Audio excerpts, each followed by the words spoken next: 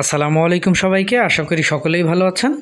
আজকে আমাদের ভিডিও হচ্ছে বিসিএস সমবায় ক্যাডার সম্পর্কে। সমবায় ক্যাডার সম্পর্কে অনেকেরই ধারণা কিছুটা ঘোলা বা অনেকেরই ধারণা কম।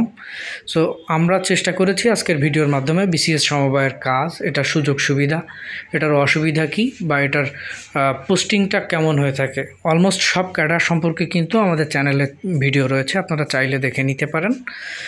বিসিএস সমবায় বলতে কিন্তু জেলা সমবায় অফিসে একজন সমবায় ক্যাডার থাকেন, অর্থাৎ জেলা পর্যায়ে কিন্তু আপনার কাজ। এনার কাজ কি? মূল কাজ হচ্ছে সমবায় সমিতির নিবন্ধন প্রদান করেন, বার্ষিক অডিট সম্পাদন করেন, বিভিন্ন সরকারি যে আশ্রয়নগুলো রয়েছে আশ্রয়ন প্রকল্পের ঋণদানের ব্যাপারে কাজ করেন। আর সমবায় অধিদপ্তরের শক্তিশালীকরণের বিভিন্ন যে প্রকল্প রয়েছে এই প্রকল্প বাস্তবায়নে তিনি উল্লেখযোগ্য ভূমিকা পালন করেন। এছাড়াও সমবায় অধিদপ্তরের যে ক্ষুদ্র ঋণ কার্যক্রম রয়েছে এই কার্যক্রমের সম্পূর্ণ নিয়ন্ত্রক হচ্ছে জেলা পর্যায়ে একজন সমবায় কর্মকর্তা।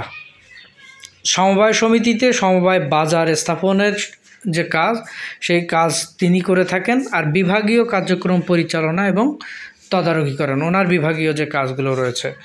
সমবায় একাডেমি বা আঞ্চলিক সমবায় ইনস্টিটিউট সমবায়ীগণকে বিভিন্ন যে ট্রেনিং রয়েছে, বিভিন্ন গভর্নমেন্ট থেকে বিভিন্ন ট্রেনিংয়ের ব্যবস্থা করা হয়। এই ট্রেনিংয়ের যে বিষয়গুলো সবটাই হচ্ছে ওনার হাতে। আর আর্থসামাজিক উন্নয়নে আইন বা যে বিধিগুলো রয়েছে এই বিধিগুলো উনি বাস্তবায়ন করেন। এটা সুবিধা হচ্ছে আপনি কিন্তু চাকরি হতে হতে বিসিএসে আপনার বেসিক হয়ে যাবে 23,100 টাকা। অর্থাৎ আপনি যখন জয়েন করবেন, আপনার যেহেতু এটা নবম গ্রেড 22,000 টাকা স্কেলে, কিন্তু আপনার বেতন স্কেল বেসিক হয়ে যাবে 23,100 টাকা। আপনি বাড়ি ভাড়া অন্যান্য সুযোগ সুবিধা সবটাই পাবেন। বাড়ি ভাড়া 40 থেকে 50%, যেটা সিটি কর্পোরেশন বা অন্যান্য বিষয়ের উপর নির্ভর করে হয়ে থাকে।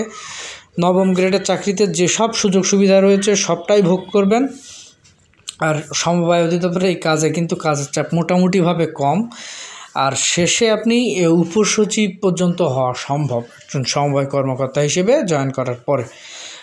আপনার এই হচ্ছে ওভারঅলি আর্থিক সুযোগ সুবিধার বিষয়গুলো।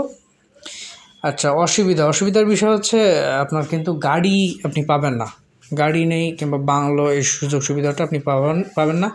আপনি প্রভাব বিস্তার করতে পারবেন কম, অন্যান্য ক্যাডারে কিন্তু প্রভাব বিস্তার করার ব্যাপারটা থাকে। প্রমোশন সুযোগ সুবিধা বা পদোন্নতির বিষয়টা, আপনি সহকারী নিবন্ধক হিসেবে এখানে জয়েন করবেন। সহকারী নিবন্ধক হিসেবে জয়েন করার পরে আপনার প্রমোশন হলে আপনি উপনিবন্ধক হিসেবে কাজ করবেন। উপনিবন্ধক হিসেবে আপনি কাজ করার পরে আপনি জয়েন করবেন যুগ্ম নিবন্ধক হিসেবে, এরপরে অতিরিক্ত নিবন্ধক এবং পরবর্তীতে আপনার যে সর্বোচ্চ পর্যায়ে সেটা হচ্ছে নিবন্ধক হিসেবে।